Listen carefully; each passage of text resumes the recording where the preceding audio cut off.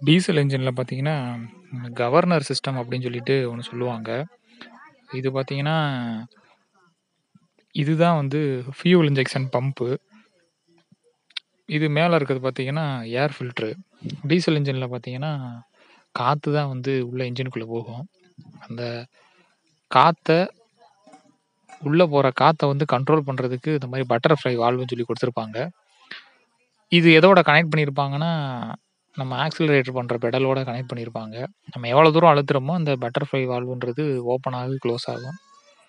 நம்ம அதிகம் திறந்தோம்னா, அதிகம் அழுத்துனோம்னா அதிகம் திறக்கும். கம்மியா அழுத்தம்னா கம்மியா திறக்கும். அந்த காத்து உள்ள வர்ற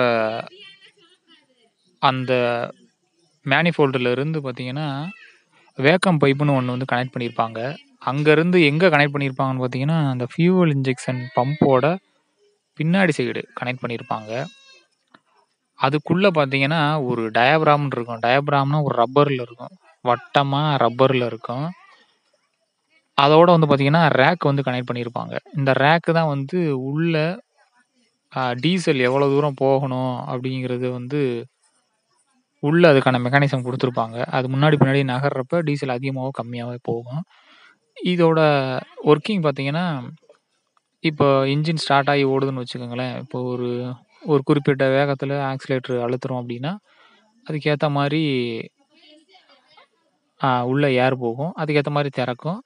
ஆ உள்ள இருக்க டயாபிராம் வந்து உள்ள எவ்வளோ வேக்கம் இந்த இடத்துல எவ்வளோ வேக்கம் ஏற்படுதோ, அந்த வேக்கம் அளவுக்கு பின்னாடி வரும், முன்னாடி போகும். இப்போ ஒரு வேள வண்டி வந்து வேகமா போகுதுன்னு வச்சுக்கோங்களேன், அதிகமா திறக்குது, ஃபுல்லா திறக்குதுன்றப்ப, அந்த மேனிஃபோல்டுல இருக்கிற அந்த வேக்கம் வந்து, அதே வேக்கம் தான் அந்த டயாபிராம் சைடும் இருக்கும். அந்த டயாபிராம் சைடு இருக்கிறப்ப வேக்கம்னா உறிஞ்சுற அந்த காற்றழுத்தம். அப்படி இருக்கிறப்ப அந்த டயாபிராம இழுக்கும். இழுக்கிறப்ப டயாபிராமோட கனெக்ட்ல இருக்கிற அந்த கண்ட்ரோல் ராடையும் இழுக்கும். கண்ட்ரோல் ரேக்கையும்.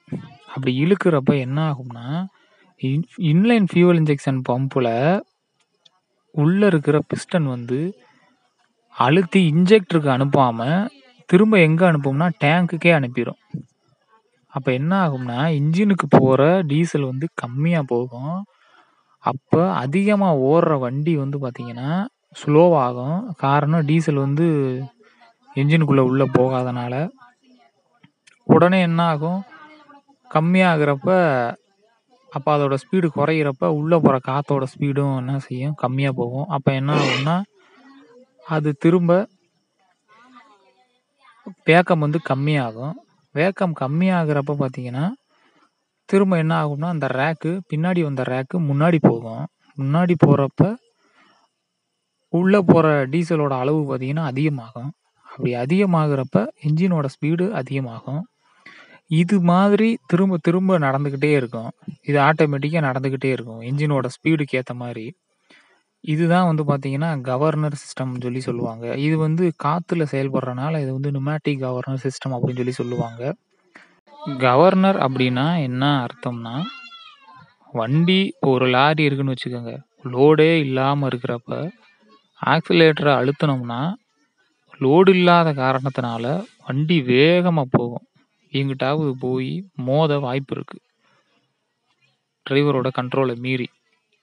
அந்த மாரி டைம்ல நார்மல் ஸ்பீட்ல போறதுக்கும், லைட்டா அழுத்துனாலுமே அதிகமா போகாம இருக்கிறதுக்கும், பிளஸ் 2வது ஹெவியான லோடோட போறப்ப, ஆக்ஸிலரேட்டர் எவ்வளோ அழுத்துனாலுமே டீசல் வந்து போகாது.